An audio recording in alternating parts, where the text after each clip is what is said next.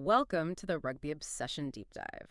Okay, today we're jumping straight into probably the hottest topic right now. It's all about the All Blacks, their upcoming Northern tour, and this really bold claim we found. Yeah, the source material basically says, there is no reason why All Blacks can't go unbeaten on tour. Strong stuff. So our mission today is to kind of stack that optimism up against, well, the reality and the fan commentary, which is often, pretty critical. Plus the expert analysis. We're focusing on Scott Robertson, his coaching, the team's inconsistency, and of course how good the Northern Hemisphere teams actually are. We really want you, the learner, to absorb all these angles quickly. Then you can weigh in yourself. But first, make sure you subscribe to Rugby Obsession. Do it now so you don't miss any deep dives or exclusive content. It is a fascinating starting point, that claim.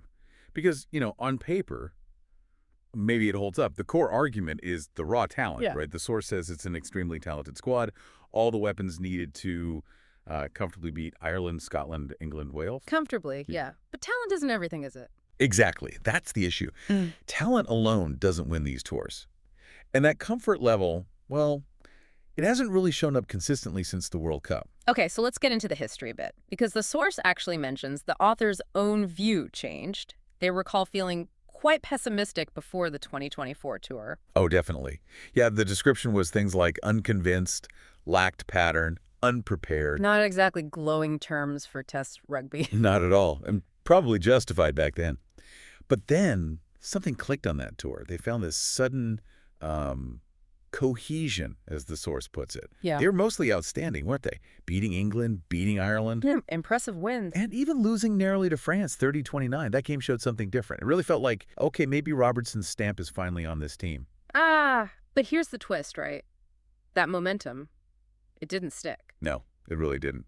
The next test, back home against France, then the Rugby Championship. The word used everywhere was patchy. Patchy meaning what? Exactly, like up and down? Yeah, huge dominant wins, followed by, just disconnected flat performances. And this inconsistency, the sources agree, that's the real barrier to an unbeaten tour. Right. And that's the nugget you see in all the fan comments, too. This failure to back up big games week after week. They call it a massive Achilles heel. They do. And it's a problem that, was there before Robertson even arrived. So it's not just him. Apparently not. It feels structural, or maybe mental. The general vibe from the comments is that success often just hangs on, like an individual doing something brilliant. Which isn't a sustainable plan, is it? Not for a four-test Grand Slam tour, no. It's way too high risk. So they've got the talent. They showed cohesion briefly in 2024. What specifically goes missing when they are patchy? What's the breakdown?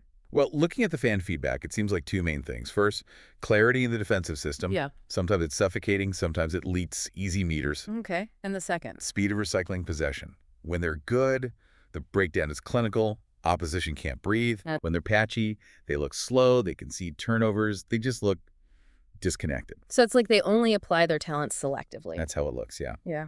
And that makes predicting a clean sweep very, very difficult. Which leads us neatly into the coaching discussion, razor's edge, as the analysis calls it, and this sharp contrast being drawn between these All Blacks and his old Crusaders teams. Yeah, and it's an uncomfortable contrast for anyone backing Robertson strongly, because the sources point out his Crusaders teams, they weren't always the most star-studded, not compared to others. Right, but they won a lot. Exactly, because they had, and this is the key phrase, a very obvious method of playing. And they executed it with ruthless efficiency. It was about the process, not just the names on the jerseys. Yet here we are, almost 2 years into his All Blacks job. And the source material is saying there still isn't that clear razor ball identity. And then this comment about selection feeling like making it up as they go along. That's quite a criticism. It is strong. I mean, maybe we push back slightly on making it up. Is it truly random? Or he just really prioritizing finding that absolute peak talent combination? Which, is kind of the All Blacks way sometimes. Looking for the high ceiling? Perhaps, yeah. Look at the midfield selections, the locks. Yeah. It suggests a continued search. They're not just settling for good enough. The sources do mention guys showing promise, like Leroy Carter, Quinn Tupea, Fabian Holland. Okay, some positives there. But the question remains, are they getting the consistent game time together to actually build those combinations? And that's exactly the fan critique, isn't it? Spot on. They see individuals developing like, say, Sam Derry in the locks. Some fans reckon he offers more right now than maybe Captain Scott Barrett in terms of work rate or tactics. Okay. But those bright spots seem overshadowed because they keep going back to the same options and key spots. Like fly half. That seems to be the big one. Oh, absolutely. The loudest commentary. One fan comment was pretty brutal. Said New Zealand hasn't had a proper consistent test 10 for 10 years. Wow, 10 years. Yeah. And yet the selection seems stuck on the same few names. It's not just about who plays. It's about the failure to really commit, to build that cohesion around one game manager, like they seemed to find briefly in 2024. And that lack of commitment or perceived lack of commitment, it leads to that really spicy theory. Yes. The one that really questions Robertson's whole legacy. Where the author openly asks, was the Crusaders' success maybe more down to the players? Yeah, players like Sam Whitelock, Richie Mahunga, basically running the show on the field. With Robertson just providing the energy. Kind of. That he was more facilitator than strategist. That's the implication. And if that's true, if he needs those generational talents to actually drive the system, then the current inconsistency makes perfect sense, doesn't it? It links everything together. The internal issues, the coaching questions. And the pressure of this tour. If he can't impose his system now, how will they cope against genuine threats? Right, let's talk threats. The optimists say talent wins out, but the pessimists, they're naming names. England, Ireland, Scotland, all capable of winning. And they absolutely should be taken seriously. Ireland first, okay, they're in transition. Trying to replace Sexton is proving, well, really hard. Big shoes to fill. Huge. And they have an aging core in some areas. Yeah. But they're still so competitive. Their system, their structures, they just keep producing quality players. And they know how to disrupt the breakdown, slow down ball that directly targets the All Blacks' patchy possession. Okay, so Ireland's a definite danger. What about England? Often criticized, but the source says on the up. Unequivocally, yes. Borthwick seems to have instilled real steel there, especially up front. They showed grit in the Six Nations, real tactical smarts, and importantly, they beat Argentina well this summer, even without key players. Shows depth, yeah. Exactly. Shows the underlying system is improving. England will absolutely try to dominate the All Blacks physically, starve them of that fastball they crave. Makes sense. And Scotland, the real dark horse. Yeah, maybe more dangerous than ever before. Yeah. Historically, you knew what Scotland would do now. They're innovative, they're physical, they're well-organized. Got some real game breakers in the backs, too. Absolutely. Genuine match winners. If the All Blacks turn up with that inconsistent, slightly disconnected mindset, Scotland has all the tools to cause a major upset. So the source is basically saying if they do win all four. It would be Robertson's biggest achievement yet. Precisely because the opposition is this strong and this varied. Okay, this is the kind of detail we love getting into: the tactics, the coaching, opposition analysis.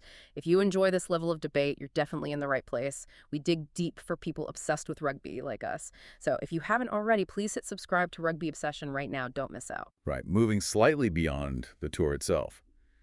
The source material has some other really cool highlights, showcasing the buzz around the game globally, starting with a potentially game-changing talent. The quadruple threat. Sasha Feinberg Munga Mazulu, hailed as the world's first quadruple threat fly half. What does that actually mean on the field? Huh. Yeah, it sounds like something out of a video game. It means he's got the attacking running game, world-class lines, pinpoint tactical kicking, great distribution skills. Okay, the usual fly half skills. But also elite goal kicking under pressure. That's the fourth threat. He can influence the game across all those key phases required from a modern 10. The source even said it looks almost like AI sometimes. Wow, high praise. But there's a catch. Well, the fan commentary brings it back down to earth a bit. They worry it might be mental. He has this baller status, you know. Yeah. And the concern is maybe he tries too hard sometimes. Always looking for the miracle play, when just nailing the basics, the simple stuff, might be what's needed in a tight test match. Interesting. Managing genius. Okay, and finally we have to give a shout out to women's rugby. Absolutely. A couple of great stories highlighted. Bryony Cleal retiring as a PWR Cup champion. That's the premier women's rugby cup in England. What a way to go out. Huge achievement for a fantastic player. A real powerhouse. And looking ahead, We have to mention Braxton Sorensen McGee, the 18-year-old Black Ferns sensation. top try scorer at the last World Cup, wasn't she? At just 18. Yep, Rugby World Cup 2025. Incredible. Her bursting onto the scene like that just shows the speed of development, the professionalism shooting up across the women's game. It's fantastic for the whole sport. Brilliant stuff. Okay, so let's try and wrap this up. What does it all mean for the All Blacks in this tour? The synthesis seems pretty clear, doesn't it? The talent is absolutely there. Maybe unrivaled? No question about the talent pool. But the whole debate is internal, really. It's about coaching consistency, finding that strategic identity, getting the selections right. All pitted against the northern teams that are genuinely strong and getting better. The ingredients for an unbeaten tour, they seem to be in the cupboard. Yeah, but the consistency of the chef, that's the massive question mark, isn't it? It is. Which leads us to our final thought for you, the listener, to chew on.